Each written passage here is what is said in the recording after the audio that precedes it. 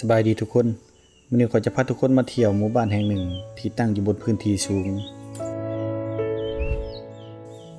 จุดเด่นของสถานที่แห่งนี้คือมีอ่างเก็บน้ำขนาดใหญ่น้ำใสสะอาดตลอดทั้งปีและธรรมชาติที่อุดมสมบูรณ์ถ้าพร้อมแล้วขอจะพาทุกคนไปเบิ่งพร้อมๆกัน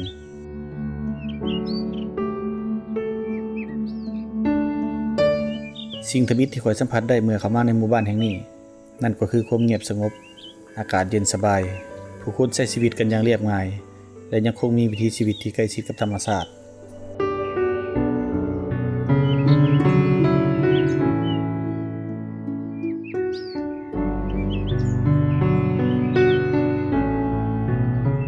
จุดเด่นที่สุดของหมู่บ้านแห่งนี้ก็คืออ่างเก็บน้ำขนาดใหญ่น้ำในสถานที่นี้ใสสะอาดเบิ่งลงไปเลี้ยวเห็นพื้นน้ำได้อย่างชัดเจนบรรยากาศเงียบสงบเหมาะสำหรับการพักผ่อนสูดอากาศบริสุทธิ์และใช้เวลากับธรรมชาติอ่างเก็บน้ำแห่งนี้มีความหมายความสำคัญต่อกับชุมชน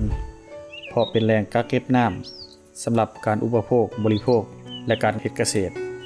อีกอย่างหนึ่งยังช่วยรักษาความชุ่มชื้นให้กับพื้นที่โดยอ้อมรอบเฮ็ดให้ธรรมชาติของพื้นที่นี้ยังอุดมสมบูรณ์ตลอดทั้งปี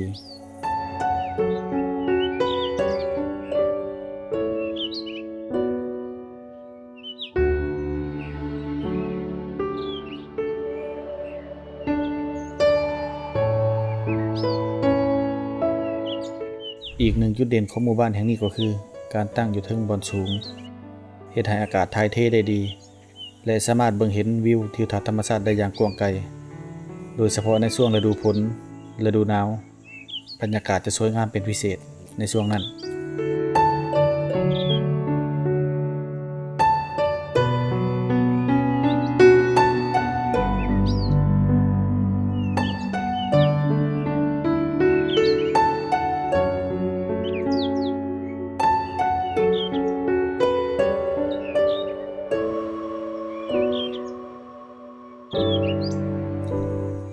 การที่เราได้มาอย่างในชุมชนแห่งนี้เฮ็ดให้เราได้เห็นว่า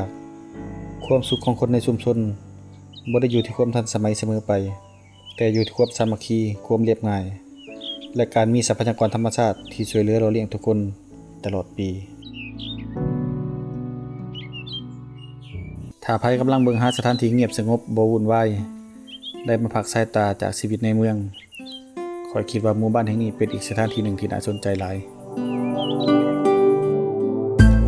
สำหรับคลิปในมื้อนี้ข้อยก็ได้พาทุกคนมาเที่ยวชมหมู่บ้านที่ตั้งอยู่บนพื้นที่สูงและมีอ่างเก็บน้ำขนาดใหญ่ที่ใช้สะอาดตลอดทั้งปีหวังว่าทุกคนคือจะมักบรรยากาศในสถานที่แห่งนี้สถานที่นี้บ้านดงหมอกไฟเมืองไซภูทองแขวงสวรรณเขตสปป.ลาว